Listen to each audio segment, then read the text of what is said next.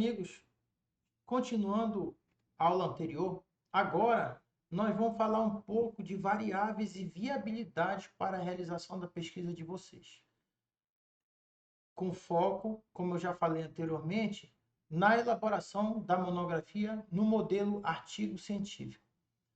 Ainda não entraremos no artigo científico.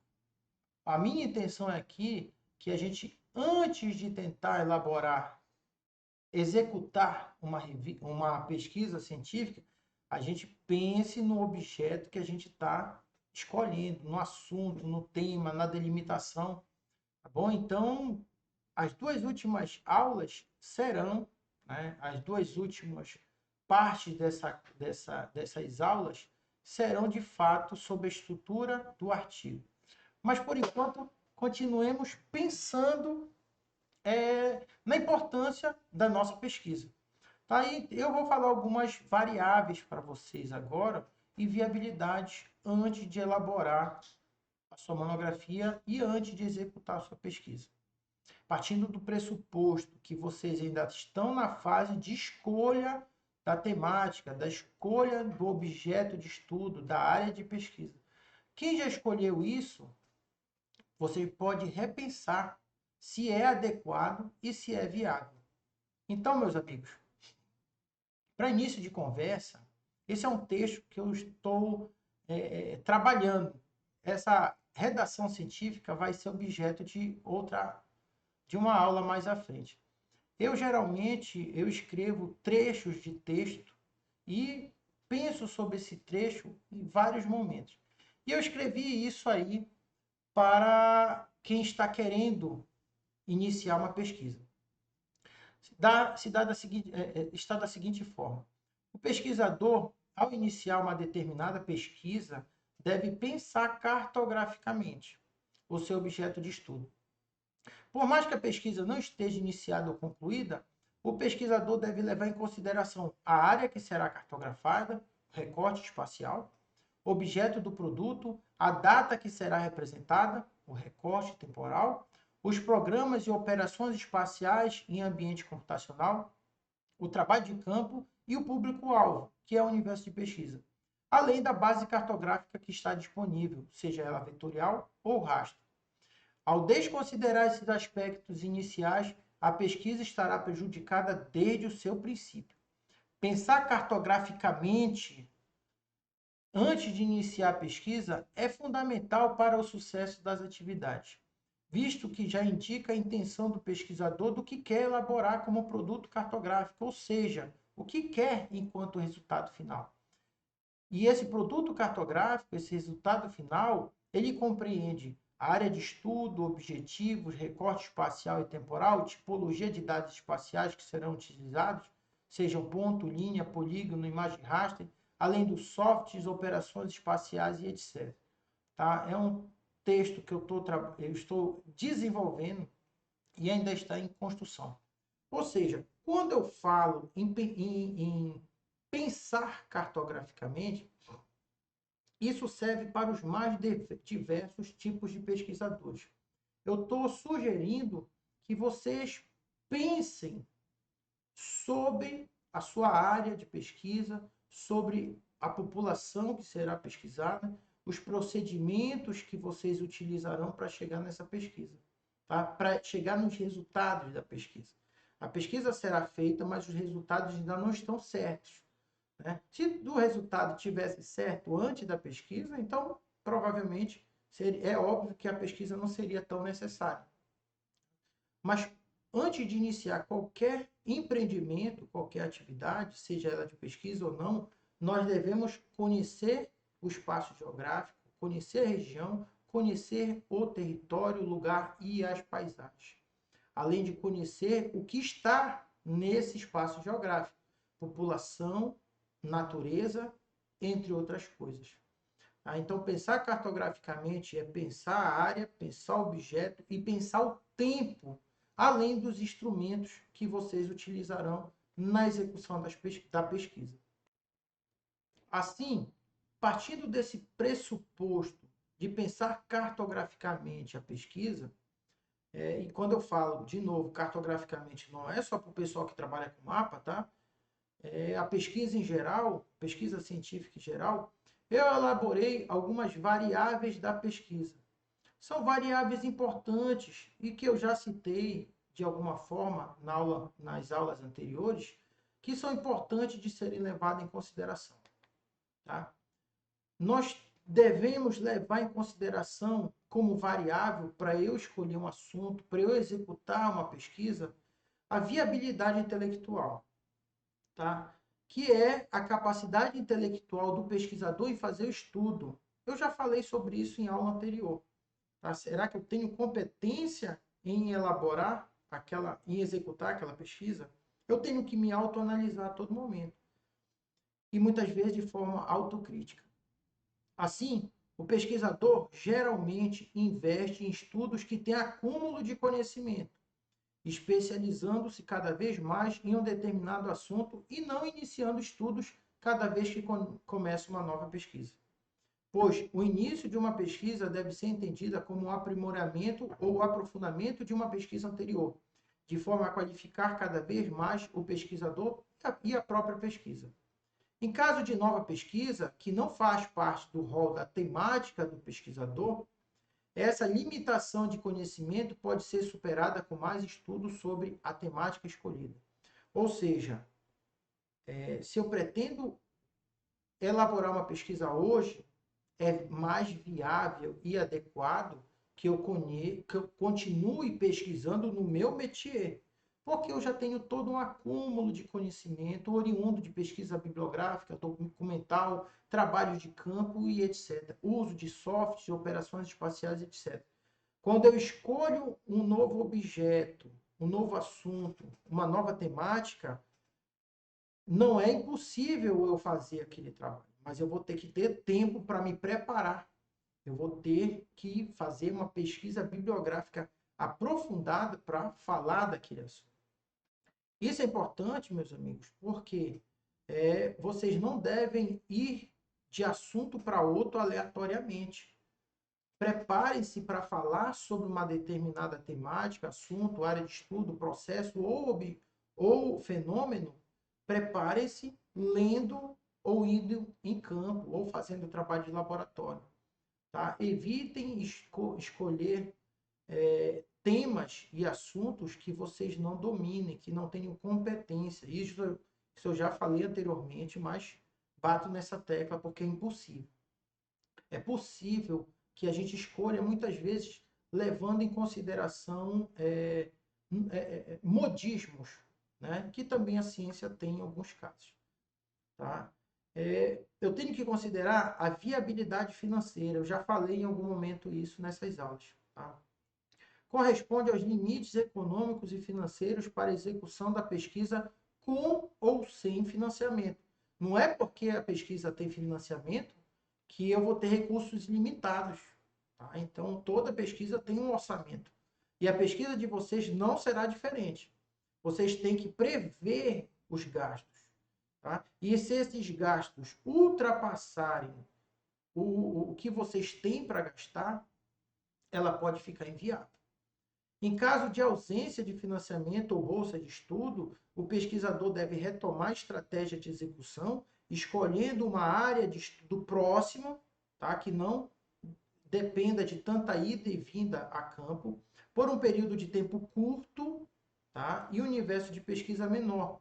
Ou seja, um tempo menor para ser executado, porque quanto mais tempo você alongar sua pesquisa, mais recurso você vai gastar com ela.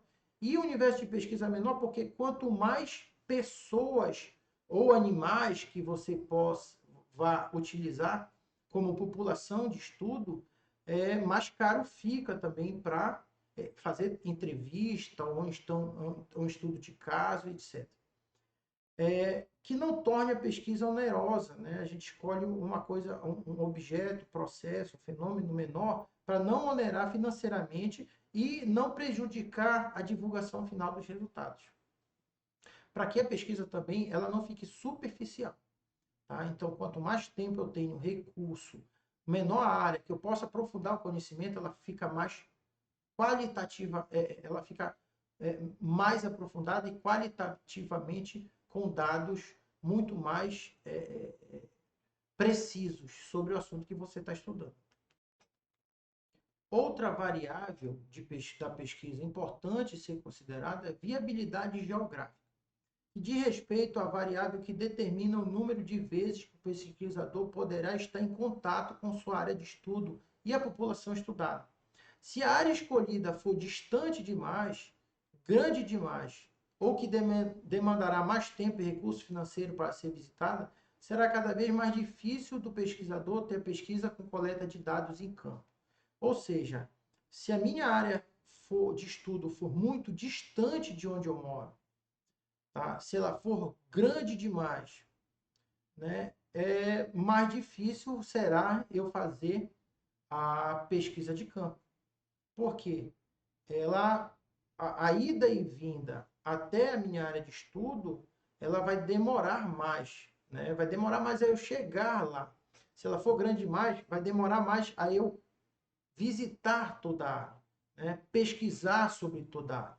Então, quanto mais próximo, né? E se eu tiver recurso financeiro para eu ir cada vez mais vezes na minha área e percorrer ela de forma mais totalitária, de forma mais abrangente, melhor será a pesquisa, porque mais eu vou conhecer sobre aquela área de estudo, mais eu vou conhecer sobre aquela população, mais aprofundado será meu conhecimento. De respeito a uma fala que eu já fiz aqui, tá? Visite a sua área de estudo com mais frequência. Né? Evite fazer estudo que você só vai uma vez, duas vezes. Não, você tem que ir várias vezes para conhecer, para observar e ter a credibilidade, né, de ser reconhecido, muitas vezes, enquanto um membro daquela comunidade. Tá? Para que os seus entrevistados, os representantes daquela área de estudo reconheçam em você uma pessoa que realmente conhece toda aquela área, né? Porque a visitou, a estudou, conviveu naquela área por um tempo maior. A viabilidade temporal também é importante. Ela está diretamente ligada ao recorte temporal, que eu vou falar mais à frente, pois caracteriza-se pela seleção do tempo ideal e necessário para se estudar um determinado processo ou fenômeno. Desse modo, é sempre mais adequado se escolher objetos de estudo que já aconteceram, já falei isso anteriormente, né, que não estão em andamento, pelos resultados e impactos que já existem, do que processos que estão em andamento ou que não se tem certeza do seu fim ou de seus resultados, visto que algumas variáveis não podem ser previstas por ainda não terem acontecido. Nesse sentido, não é indicado, por exemplo, um estudo que demanda de 10 anos de coleta de dados para a realização de um mestrado que só tem um tempo de 2 anos, ou para um doutorado que tem um tempo de 4 anos. Então, é mais indicado a realização de estudos em processos, objetos, fenômenos que já ocorreram, no caso do mestrado, uma especialização do doutorado. Pesquisas que envolvem uma análise multitemporal, sem estatística histórica, de pesquisa de campo ou dados de sensores, dificilmente terão resultados concretos para serem demonstrados. Dificilmente terão resultados concretos para serem demonstrados. Por quê? Eu já dei esse exemplo. Eu não posso fazer uma pesquisa do ano de 2021, porque no momento que essa aula está sendo gravada, nós estamos em outubro de 2021. Então, eu não tenho dado de novembro e nem de dezembro. E quando eu escolho uma imagem de sensoriamento remoto, eu tenho que escolher uma imagem passada para eu ter todo o recorte temporal daquele ano. Tá? Então, se eu escolho de 2019, por exemplo, eu tenho que saber se tem cobertura de nuvem, se está adequada, se o meu recorte temporal, se tenho imagens mensais adequadas. Tá? Então, a viabilidade temporal tem que me dar condições de fazer a pesquisa com resultados concretos e não resultados que partem de elucubrações, de hipóteses que eu não tenho certeza que vão acontecer. Como eu já falei, no geoprocessamento, por exemplo, a gente pode criar cenários, fazer modelagem, mas aquilo pode não vir a acontecer. Então, e as suas operações espaciais ou seus procedimentos metodológicos para tentar adivinhar, porque provavelmente você vai tentar adivinhar o que vai acontecer, podem não ser adequados. Tá? Então, no caso da elaboração da monografia no formato de artigo científico para o curso de especialização em geoprocessamento e análise ambiental, selecione objetos, processos ou fenômenos que já ocorreram porque você já tem dados sobre ele, você já tem resultados sobre ele. Né? No caso de uma imagem de sensoriamento remoto, uma comunidade, uma área de estudo, etc. Outra viabilidade que eu acho de extrema importância a ser considerada é a viabilidade emocional. Trata-se da estabilidade emocional que o pesquisador deve ter para a realização de uma pesquisa, que pode lhe desestabilizar emocionalmente. Tá? Assim, o indivíduo deve estar emocionalmente estável, com apoio familiar e financeiro que lhe permita iniciar e executar as pesquisas de forma adequada. Então, meus amigos e amigas, na escolha de um assunto, de uma temática para a execução de uma pesquisa, verifique se você está estável emocionalmente, se você tem condições de fazer aquela pesquisa. Porque existem algumas temáticas que pressionam muito o pesquisador, né? E ele muitas vezes não tem uma estabilidade emocional para lidar com tais fatos, principalmente em áreas de conflito, em área de segurança pública, né? Então você, antes de iniciar a sua pesquisa, você deve estar bem, né? Familiarmente, financeiramente, para que esses pensamentos, essas preocupações não reflitam diretamente na pesquisa de campo, nas referências bibliográficas. Né? Eu sei que durante a realização de um curso de mestrado e doutorado, você pode ficar muito pressionado na obtenção dos seus resultados. Né? Mas eu sempre digo para meus orientandos que, antes de tudo, a saúde mental é extremamente importante para a continuação de qualquer pesquisa. Tá? Então, na escolha do seu assunto, verifique se você tem condições emocionais de executar se você lhe agrada também o tipo de pesquisa. E, de fato, ninguém deve escolher pesquisar temas, processos ou fenômenos que não tem afinidade ou preferência em estudar. A seleção de um objeto de pesquisa não deve se dar unicamente pelo orientador, pelo programa ou linha de financiamento. Deve ser escolhida pela afinidade e especialidade do pesquisador e, posteriormente, da linha de pesquisa, do programa e da linha de financiamento. A pesquisa não pode prejudicar a integridade física e emocional do pesquisador, muito menos colocar em risco de morte ou prejudicar a qualidade de vida dos participantes da pesquisa. Além do pesquisador, também não pode colocar em risco os entrevistados. Por isso que em um outro momento eu falei da importância do anonimato. E por último, nós, como variável da pesquisa, nós devemos levar em consideração a viabilidade legal e jurídica, que são as orientações legais ou normativas para a realização da pesquisa. Nesse sentido, o pesquisador deve buscar as autorizações dos órgãos competentes que determinam a possibilidade da pesquisa em uma determinada área ou grupo de indivíduos específico. Por exemplo, no caso de áreas de unidade de conservação, o IBAMA ou o ICMBio, no caso de indígenas, por exemplo, a FUNAI, entre outros. Ou a necessidade de permissões de direito de imagem, propriedade intelectual ou de divulgação das entrevistas. Ou seja, eu sempre oriento os meus orientandos que, ao buscar dados, documentos, façam isso de forma oficial. Né? Se você faz parte de uma instituição, de um grupo de estudo, peça isso oficialmente. Tá? Porque na oficialização do repasse da informação, você vai citar a fonte dos dados. Tá? E peçam a permissão de entrada dependendo do local da área de estudo de vocês. Tá? No caso de unidade de conservação, como falei, por exemplo, é o ICMBio que permite. Você assina o documento, né, se comprometendo em divulgar e repassar os dados para o ICMBio.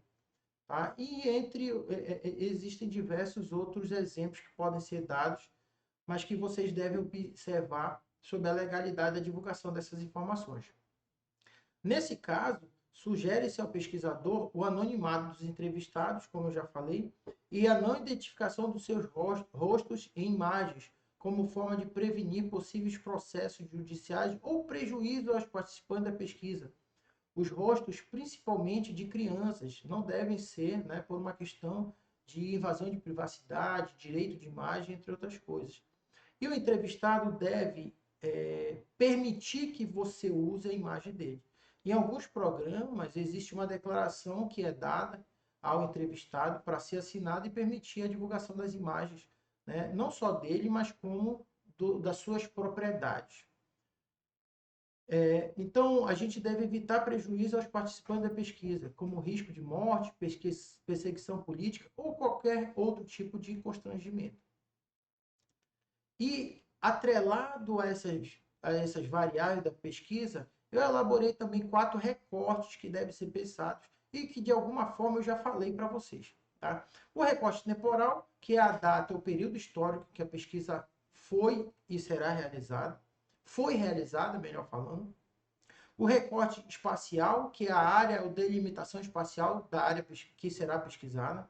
O objeto de estudo, objeto, processo ou fenômeno que pode ter uma ou mais características de ser percebido, visualizado, mensurado, comprovado ou demonstrado, que tenha caráter subjetivo ou objetivo, com impactos visíveis ou sentidos pelo universo da pesquisa ou refletido no recorte espacial.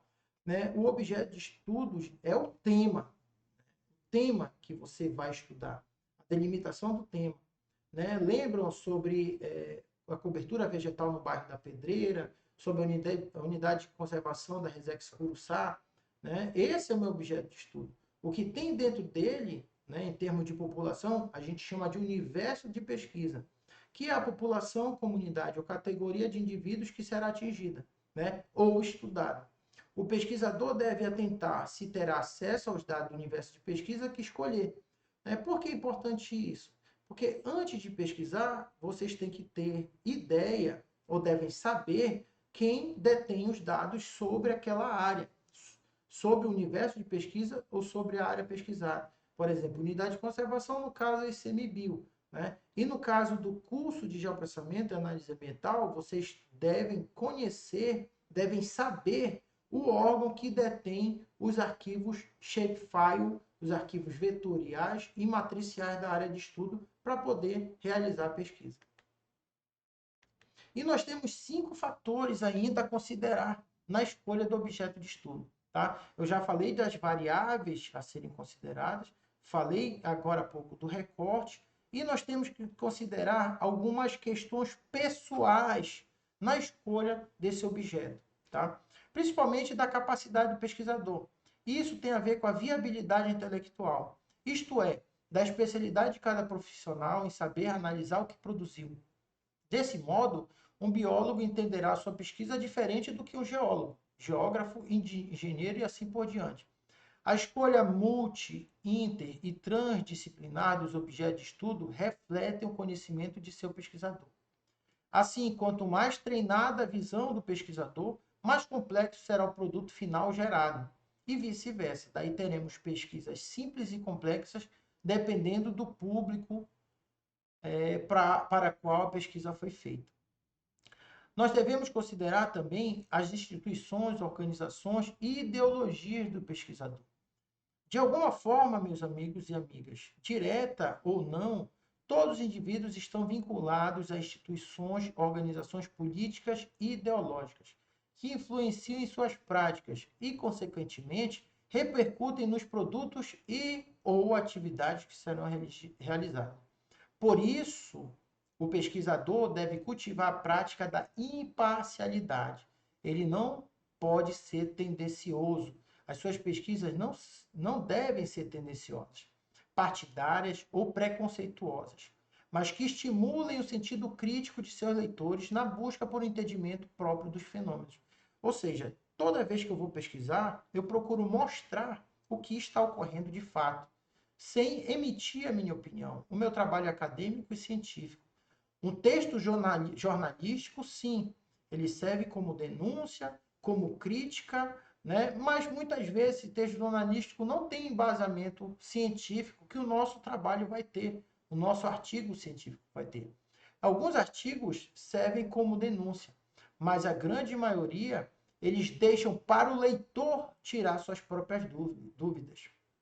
No artigo, no trabalho de vocês terão considerações finais, mas elas não devem emitir valores de bom, ruim, de bem ou mal, de bonito, de feio, entenderam? Então, quem deve emitir valor é o leitor depois da análise crítica do trabalho.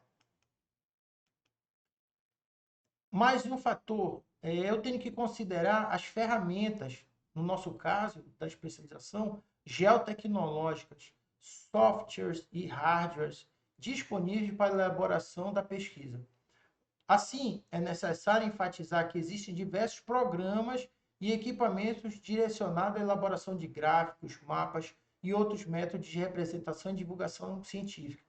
Se antes o usuário necessitava de estudo de campo para compreender o fenômeno estudado, no dia de hoje, por exemplo, a gente tem imagens de sensoriamento remoto e a internet que nos dão a capacidade de perceber os objetos no espaço geográfico sem sairmos do laboratório ou da academia, da universidade, bastando somente a capacitação técnica para a manipulação das tecnologias. Assim, se eu tiver condições e competência na manipulação de um determinado software e eu tiver acesso à imagem de sensoriamento remoto, eu posso elaborar um bom trabalho, né, a partir da análise multitemporal desse tipo de imagem. Mas o meu trabalho de campo é primordial para eu entender de fato o que está ocorrendo em solo, em loco, e não somente na visão da imagem de sensoriamento remoto. Tá? Então, atrelado à minha competência e habilidade no uso do software, eu também terei que ter procedimentos metodológicos de estudo de campo, como nós já falamos em aula anterior. Eu também devo considerar o objeto ou fenômeno que vai ser estudado, né? De respeito ao que já foi falado anteriormente. O resultado de uma pesquisa será reflexo da quantidade de informações já colecionadas sobre matemática de análise. Dessa forma, quanto mais conhecemos um determinado tema, mais poderemos encontrar novas aplicações para o conhecimento reunido. Isto é, se pouco se conhece sobre um determinado assunto, mais limitada será a produção sobre esse assunto. Eu falei anteriormente que assuntos novos ou inéditos, quase impossíveis, eles têm menos bibliografia a respeito deles do que assuntos já amplamente divulgados. Então, quanto mais bibliografia eu tiver sobre um determinado tema, provavelmente mais arquivos vetoriais e matriciais também eu vou ter sobre aquele tema e mais fácil será elaborar o meu trabalho. E por último, eu devo considerar a capacidade de leitura e entendimento dos usuários do meu trabalho. Pessoal, quando eu escrevo um trabalho, eu não escrevo para mim. Eu tenho que levar em consideração quem vai ler esse trabalho. No nosso caso, a gente está trabalhando com monografia, tá? A elaboração de uma monografia no formato artigo científico. Provavelmente os leitores serão indivíduos da academia, da graduação e da pós-graduação. Então, em alguns momentos, eu tenho que nivelar a minha redação, tá? Para o meu público usuário. Os produtos elaborados em uma pesquisa não são feitos para o próprio elaborador e pesquisador ler e utilizar, mas sim para a sociedade em geral. Lembra que eu falei no início da contribuição à ciência? Pois é, quando eu escrevo, eu estou contribuindo para outros entenderem o que eu sei. Isto é, para um público-alvo de usuários que têm necessidades específicas, estes últimos devem estar preparados para entender esses resultados da pesquisa, segundo o seu nível cognitivo, idade, grau de escolaridade, experiência de vida, etc. Pois, dependendo da complexidade que foi gerado, ele pode não atender às necessidades para o qual foi criado, ou pode ser simples demais para um leitor melhor preparado. Ou seja, eu posso estar produzindo um trabalho para alunos do ensino médio. Então, eu tenho que nivelar a minha redação para que ela não tenha tanto rebuscamento porque senão provavelmente ela não será entendida. E vice-versa.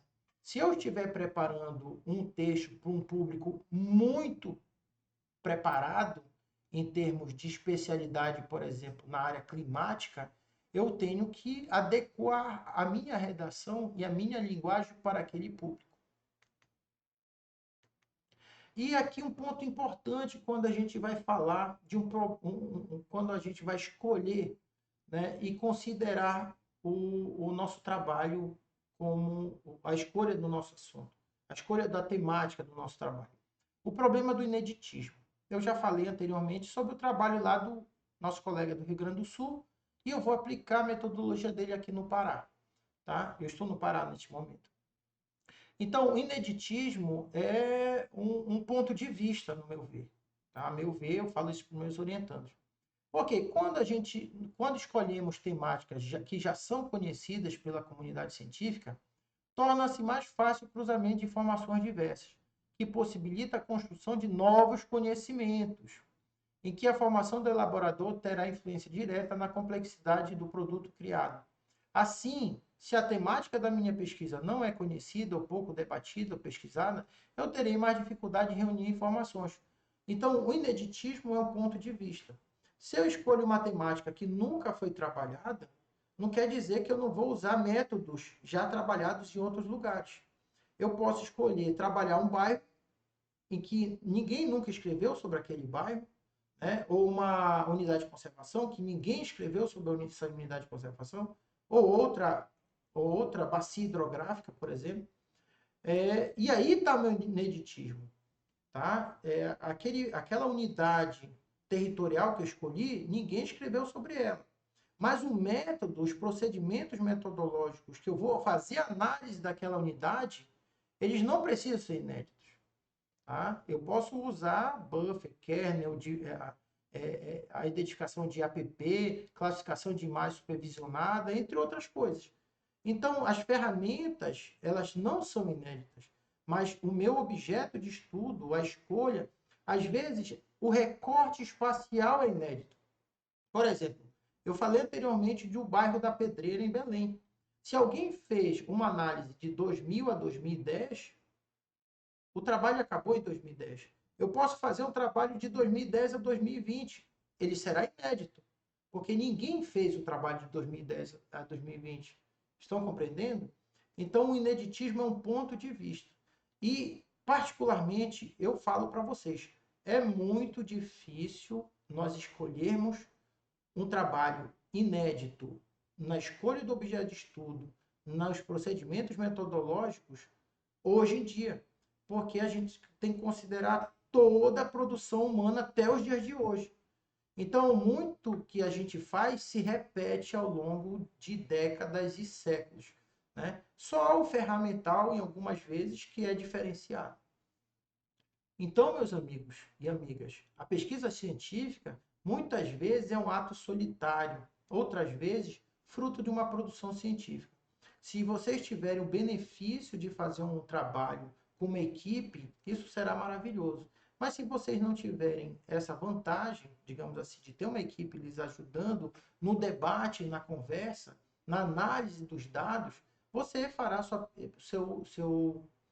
pesquisa individualmente, mas nunca de forma solitária. Porque nós temos a internet, nós temos os grupos de estudos online, nós temos grupos e comunidades científicas nas redes sociais hoje em dia. Então, produzir ciência é acreditar na capacidade de um futuro melhor, interligado e solidário para todos os indivíduos. Ao escolher uma especialização, um mestrado e um doutorado, e para elaborar um trabalho científico, seja ele uma dissertação ou uma tese, você está investindo em você mesmo. E parabéns por essa escolha. Você deve se capacitar cada vez mais e adquirir seus materiais próprios e colaborar com a produção do conhecimento e o progresso da humanidade. Então, como eu já falei, você pode parecer solitário na elaboração de sua pesquisa, na execução de sua pesquisa. Mas você tem que saber que você está interligado mundialmente, globalmente. Então, é possível que você faça pesquisa de trabalhos em outros países, tenha contato com pesquisadores em outros lugares. E orientadores também de outros lugares, de outros países, né? Um debatedor, uma conversa com alguém que domina o assunto que você escolheu, sempre é muito bem-vindo. Às vezes, que eu não sou especialista, por exemplo, no assunto, na lapidação do meu conhecimento, né? Então, procure não trabalhar sozinho. Ajam coletivamente, converse com seus pares, né? No caso da especialização em geoprocessamento e análise ambiental, nós vamos deixar o contato de todos os professores para que vocês façam um debate acerca do que vocês estão executando enquanto pesquisa. Tá bom? Essa foi mais uma contribuição nossa. Eu espero que tenha sido produtiva. E na próxima aula a gente vai falar um pouco da organização do espaço e as formas de coleta de dados para a pesquisa de cada um. Um abraço.